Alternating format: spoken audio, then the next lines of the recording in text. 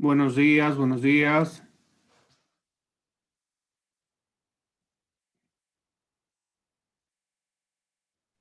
Buenos días, Lice.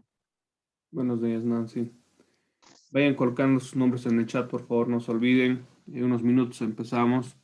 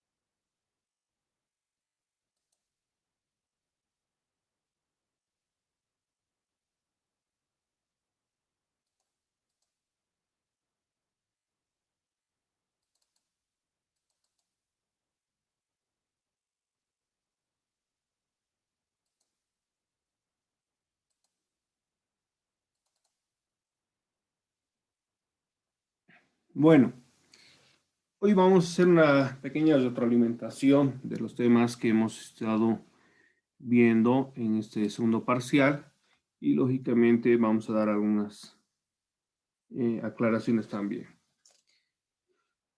Bueno, vamos a ver el tema de quemaduras.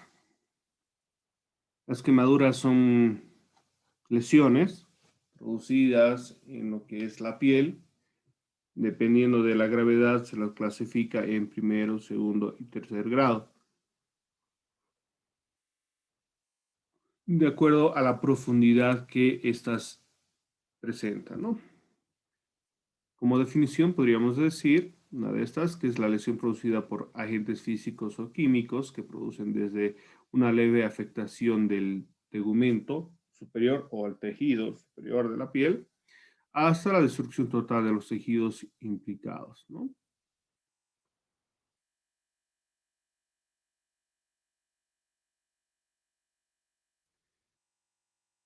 A diferencia de las otras lesiones, las quemaduras tienen como característica una destrucción rápida, de acuerdo, digamos, a la exposición de las sustancias químicas, físicas, fuego, etcétera, que pueden causar grandes daños, ¿no?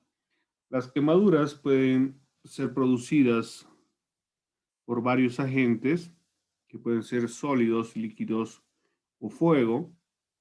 Sólidos, el contacto directo con fuentes de calor, ¿no? Un, una base de hierro hirviente puede causar quemaduras. Líquidos pueden ser aguas que estén a altas temperaturas, ¿no? Y también el fuego, ¿no? El contacto directo o indirecto con el fuego. También se puede producir las quemaduras por el frío, ¿no? Cuando una persona se expone a temperaturas bajo cero, puede producir también quemaduras en la piel. También hay quemaduras producidas por la electricidad. El contacto directo o indirecto con la electricidad puede causar quemaduras bastante fuertes y especialmente profundas, ¿no? La radiación también puede ser unos medios que pueden causar quemaduras, ¿no? Exposición a los rayos solares, que son los más comunes, y los rayos X, V también. El contacto con o exposición a ácidos químicos que puede causar también lesiones, ¿no?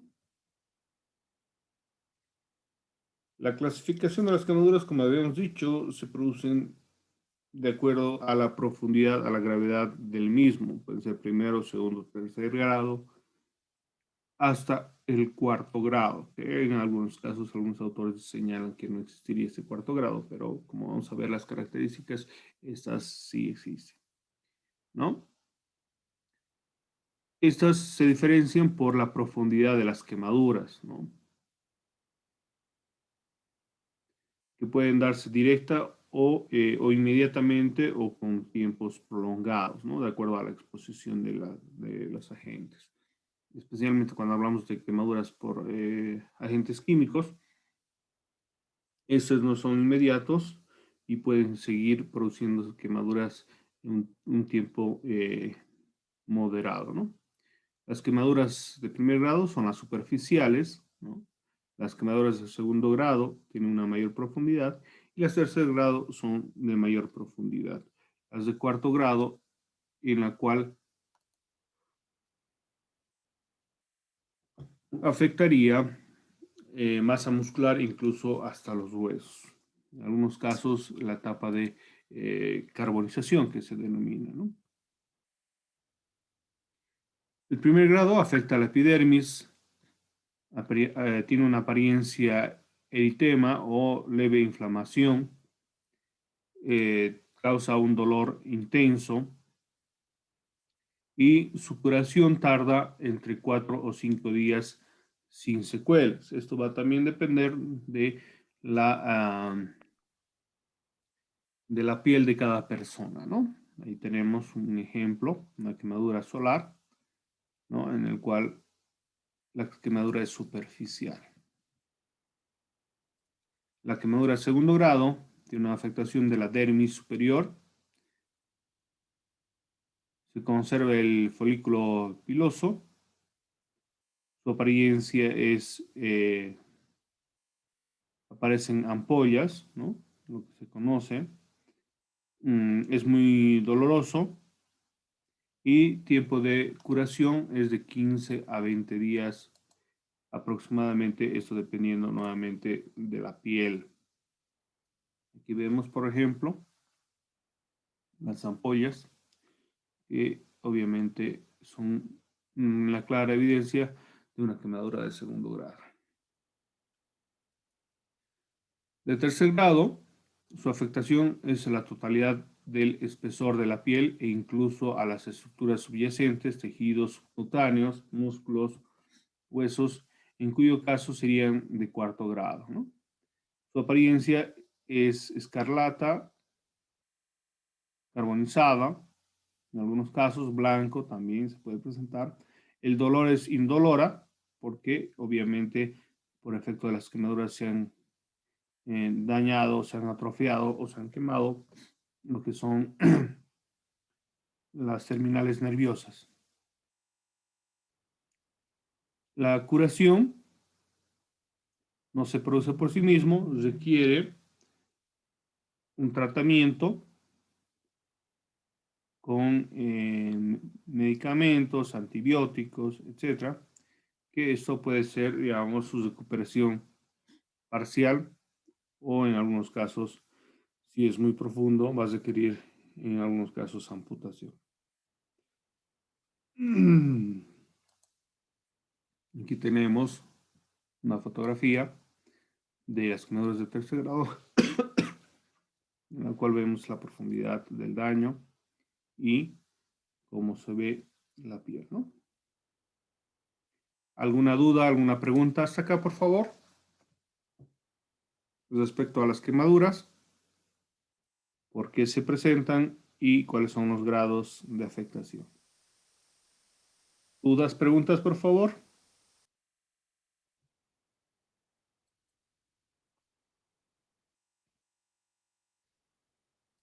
Las quemaduras también se clasifican por la extensión. Sí, quería preguntar algo.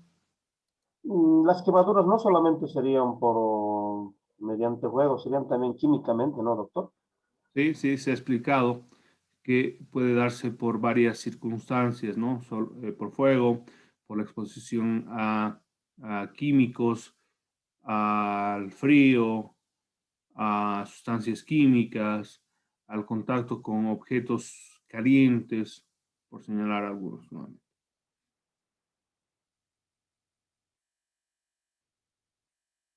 ¿Ya?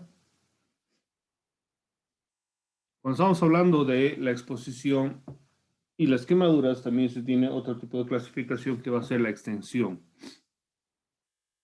Cuando hablamos de adultos, tenemos un cuadro en el cual nos muestra el porcentaje que corresponde al área quemada. Cuando es la cabeza, estamos hablando de cabeza y cuello, un 9%. Si vemos aquí en el gráfico, vemos 4.5 el rostro, 4.5 la parte de la nuca, el tórax igual 9%, ¿no? Dividiéndolo en dos, 18% en la parte anterior, 18% en la parte posterior.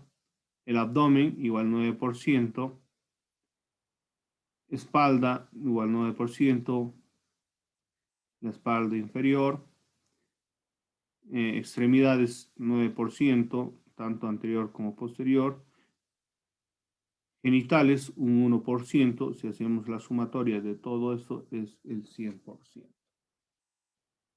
Entonces, cuando se presenta una quemadura y su extensión es identificable, se puede determinar que una persona tiene una quemadura en todo el cuerpo de un 10, 15, 20, 25, 30 o dependiendo, digamos, del porcentaje de la afectación.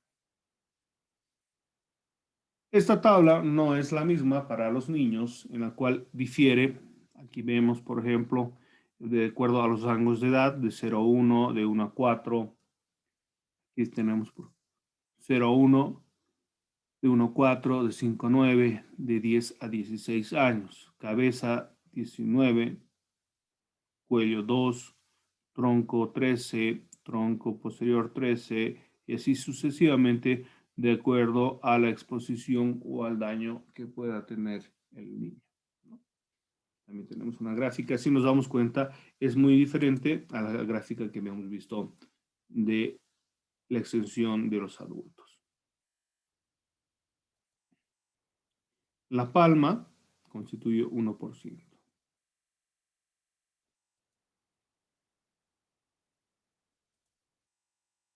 También la localización de las quemaduras es importante cuando vamos a ver un certificado médico forense, el poder descubrir, digamos, mediante la lectura, cuál es el porcentaje, el grado de afectación, el tipo de quemadura, primer, segundo grado, tercer grado, y también dónde se encuentra la misma. Normalmente los lugares afectados es la cara, boca, nariz, ojos, manos, pies, pérdida de movimientos digitales, genitales y ferineo, esfínteres sexuales, infecciones, etcétera, etcétera, ¿no? Por señalar algunos. Dentro de lo que es la gravedad, lógicamente es relacionado al grado de profundidad de las quemaduras, ¿no? Acá vemos una gráfica en la cual nos toma, como hemos dicho que el primer grado es superficial, no vamos a tomar muy en cuenta el daño a partir del segundo grado.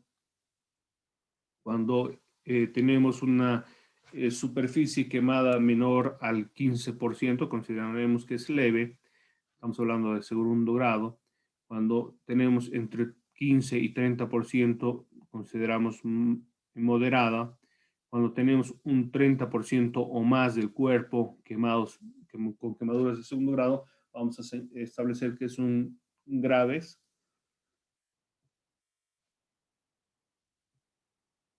Cuando hablamos de tercer grado, diremos que menos del 2% son leves, de 2 a 10% es moderado, y cuando es superior al 10% es grave. Dentro de las áreas críticas, las leves no se toman en cuenta, y cuando son graves se toman en cuenta. La edad entre 2 y 60 años son las más considerables, porque obviamente su desarrollo o su recuperación va a ser más complicada. También se debe tomar en cuenta si es que tiene enfermedades previas, ¿no? Y algunas lesiones asociadas a las quemaduras, como podrían ser fracturas. Pueden darse otras complicaciones relacionadas a las quemaduras, shock, son infecciones, problemas pulmonares, gastrointestinales y otros.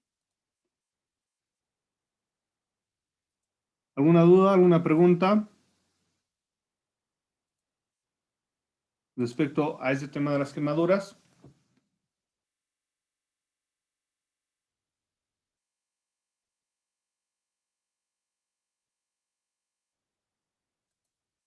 ¿Hay alguna duda, alguna pregunta?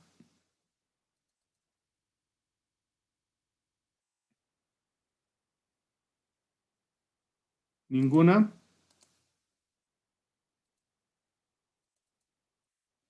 Un minutito, por favor.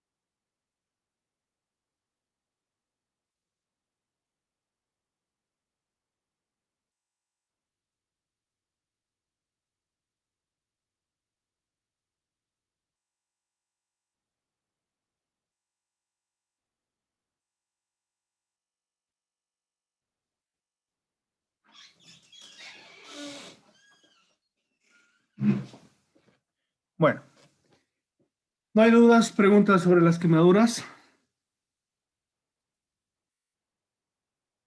¿Algún comentario?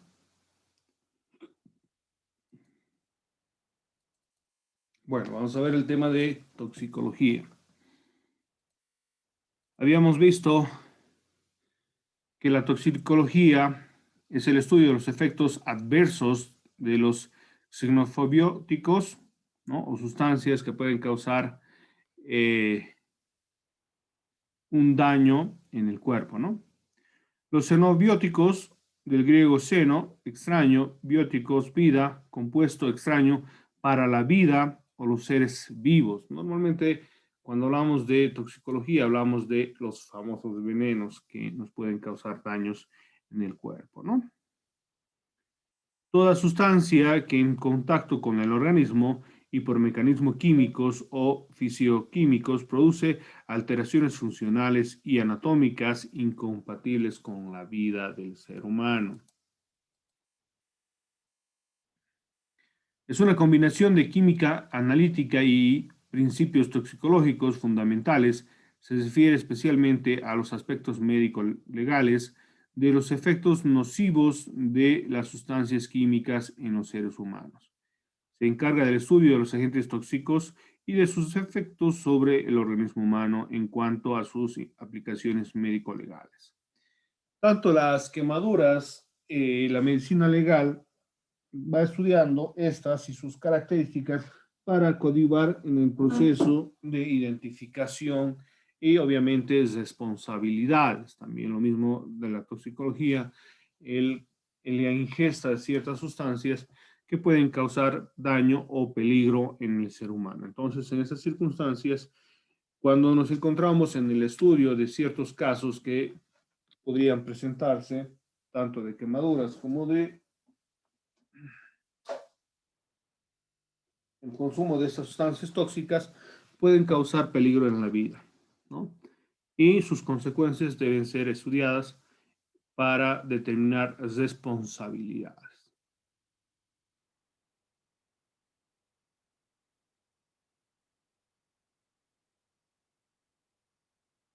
En las personas vivas se evalúan las consecuencias sobre la salud física o mental de un tóxico en el cadáver. Permite comprobar si la muerte se debió a una intoxicación accidental, suicidio o fue un homicida. La actividad laboral, en el caso puede ver si es que en el ámbito laboral se ha producido alguna ingesta de sustancias tóxicas, ¿no? Puede causar también obviamente responsabilidades. Ahora, también sabemos que la mayor forma de consumo de esas sustancias tóxicas no solo es vía oral, sino también por la absorción de la piel también. Esto generalmente se da en los ámbitos laborales, ¿no?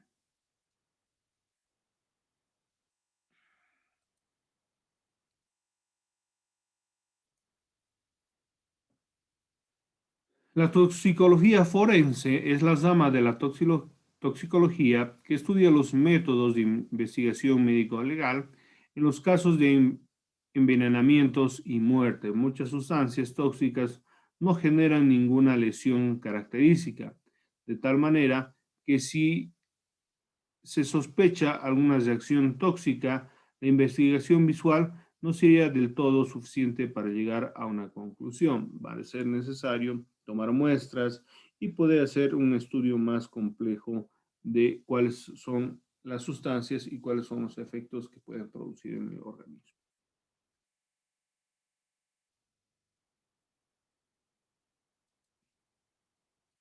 La toxicología ha sufrido importantes descubrimientos en el transcurso de la historia. No nos olvidemos que en la historia se utilizaban mucho los venenos para matar a las personas y evitar los castigos, porque se consideraba antes de su conocimiento que era producido por muertes naturales, ¿no? En Roma, por ejemplo, Nerón envenenaba a sus enemigos y familiares y no era castigado porque no se conocía mm, mucho sobre los venenos y sus efectos. En la Edad Media, la cicuta y la belladona, muy utilizados por el público en general, y estaba al alcance de todos, que obviamente causaba también muchas muertes. En el Renacimiento, la familia Borgia creó su propio veneno a base de cianuro, que obviamente también fue utilizado para quitar la vida de sus enemigos. Caso Lafargue, después de una corta enfermedad, el señor Lafargue murió el día 14 de enero de 1840. Su joven esposa María Lafargue, nacida como María Capel, fue acusada de asesinato por envenenamiento y encerrada en la prisión, ¿no? Porque ya se tenía mayor conocimiento de los venenos y sus efectos. Entonces, de esa manera, se dejó, ya no quedó en la impunidad los diferentes homicidios, asesinatos producidos por envenenamiento. ¿Cuál es el origen de los venenos? Sabemos muy bien que los venenos dentro de lo que es la naturaleza han existido hace muchísimos años, ¿no? Por ejemplo, la morfina, la atropina, nicotina, otros son producidos por plantas, ¿no? Como algunas plantas venenosas. La mayoría de las plantas medicinales contienen sustancias tóxicas que son venenos a determinadas concentraciones, como por ejemplo la cicuta, ¿no? También son producidas por los animales, como las serpientes, las abejas, los escorpiones, ¿no? Que pueden causar daños o incluso hasta la muerte. También se pueden presentar en el ámbito mineral, el arsénico, el mercurio y el plomo, o pueden ser producidas por el ser humano, los sintéticos, ¿no? Son sustancias producidas por el ser humano.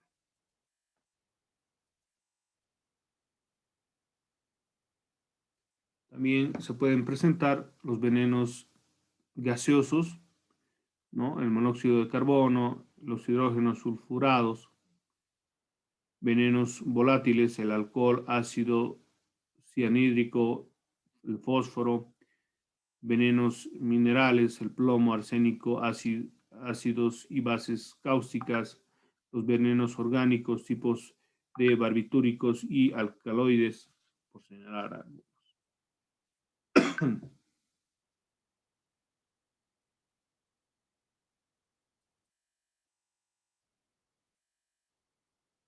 Aquí tenemos una pequeña clasificación de los tóxicos por su origen, animal, mineral, botánico, animal y sintético, por su estado físico, líquido, sólido, pulvurentos, gaseosos, por orden blanco, hepatotóxicos, nefrotóxicos, hematotóxicos, por su composición química, aminas aromáticas, hidrocarburos halogenados, por su mecanismo de acción, también tenemos ahí,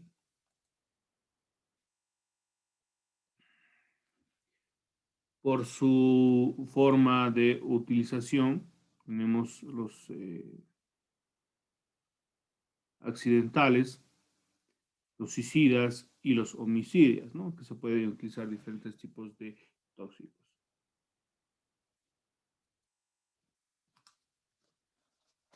La toxicología forense, dentro de la lógica, trata de explicar cuáles son los efectos de las sustancias que de una u otra manera pueden ser utilizadas en lo que serían los homicidios, los asesinatos, y determinar cuáles son las causas de la muerte, especialmente en los casos de ingesta de sustancias tóxicas. ¿Alguna duda, alguna pregunta?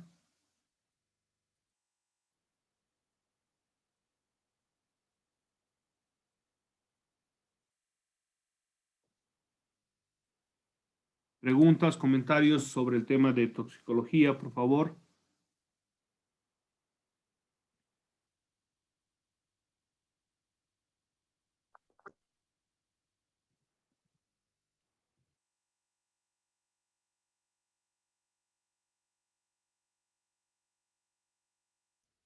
No hay dudas, no hay preguntas.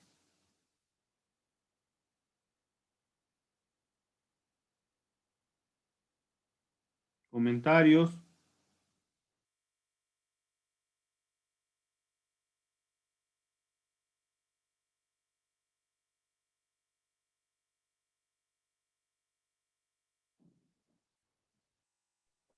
Doctor, ¿Sí? buenos días. Una consultita. También se puede llamar, he tenido yo dos compañeros que han muerto no hace mucho ya. Trabajaban en Semapa y han entrado ahí a las cloacas ahí internas y han salido muertos. O sea, digamos, los excrementos también producirían algo de coso o algún veneno gaseoso.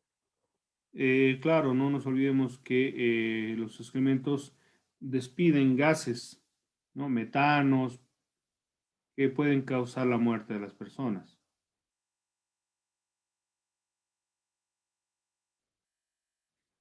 especialmente si se encuentran, digamos, en áreas no ventiladas, como serían las alcantarillas.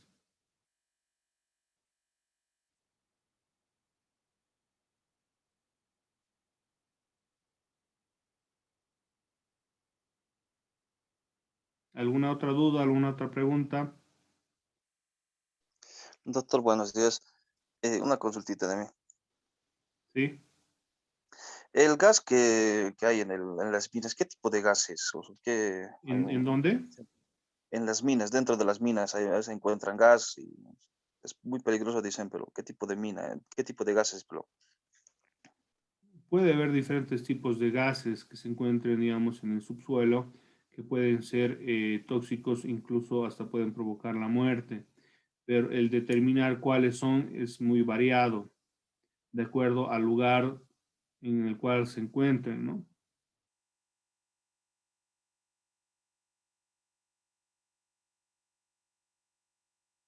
Por eso muchas veces cuando hay, hay explotación de minas se tiene mucho cuidado, ¿no? A los diferentes gases, porque hay algunos que son, tienen olor y otros que no son inoloros.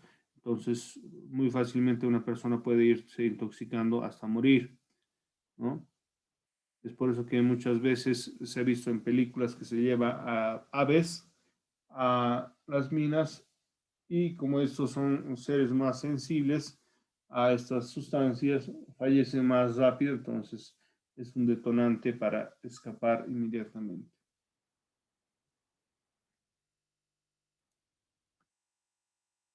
¿Alguna otra duda, alguna otra pregunta, por favor?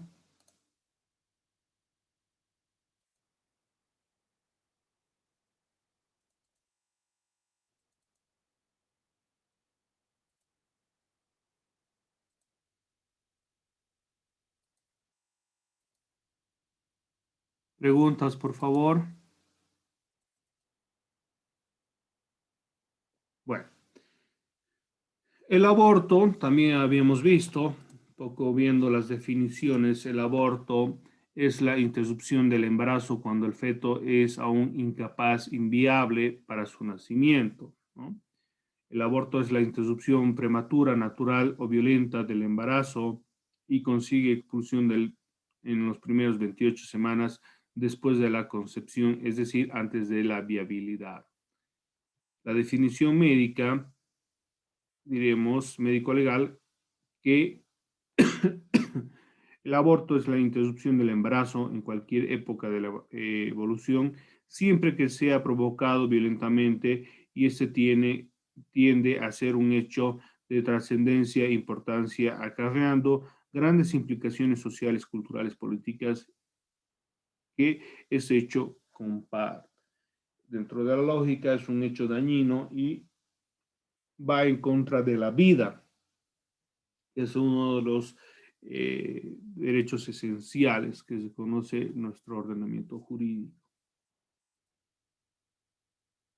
En algunos casos, el aborto se puede dar, como habíamos visto, producidos naturalmente, ¿no? Cuando estos son inviables, ahí tenemos el aborto espontáneo, es el que se produce sin intervención de nadie por enfermedad de la mujer o del feto, como suele suceder simplemente porque el feto no puede ser conservado en el organismo materno. A este aborto, que desde luego no es punible, se agrega el aborto accidental. Es decir, que no vas a tener responsabilidad ni por parte de la madre, ¿no?, ni de terceras personas, porque es un hecho que, como dice su nombre, no es castigado. El aborto accidental ocurre como consecuencia de un trauma, de una caída o de un accidente directo contra el útero en desarrollo de forma involuntaria. Tampoco tienes responsabilidad.